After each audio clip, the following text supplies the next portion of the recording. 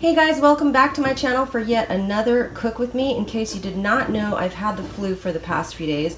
So what I'm doing is trying to stock my freezer and my refrigerator with some good, healthy, hearty soups and stews so that I can have something quick to eat and nourishing to help me get over this flu. So today's recipe is going to be Hungry Girls Butternut Black Bean Chili. This one is a little more labor intensive, so these are all of the vegetables that I have to prep.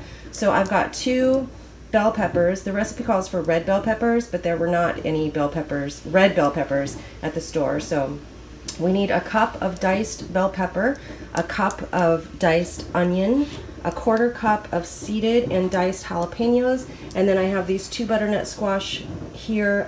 We need 4 cups of diced and peeled butternut squash. So this is gonna take me a long time. I'm not much of a chopper in the kitchen, so I'm gonna get started right now. Okay, so there's my diced butternut squash, onion, bell pepper, and jalapeños in the crock pot.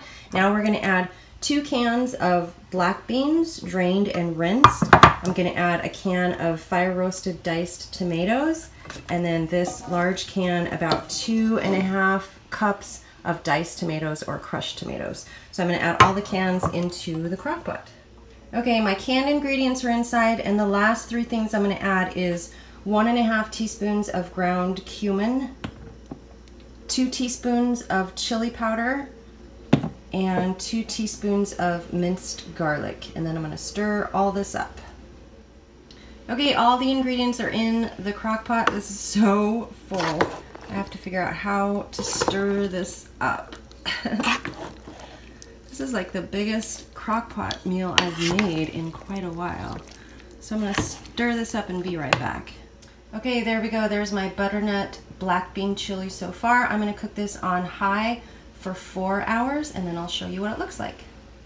Okay, so we got our butternut squash black bean chili cooking in the slow cooker, and the second thing I'm making today is a very super easy microwave single serving mac and cheese. So this comes courtesy of a video that Wanda posted to the Team Living Large Facebook group. So thank you, Wanda, for posting that. It's very easy. It is single serving mac and cheese. It's going to be 6 smart points. So we're going to start with 1/2 cup of shells. You can use whatever pasta you want. I actually like elbow macaroni, but all I could find was shells. So I'm using 1/2 cup of shells and 1/2 cup of water. We're going to put it in the dish. Okay, there's my shells and my water. We're going to put this in the microwave for 3 minutes. 1/2 cup shells, 1/2 cup water,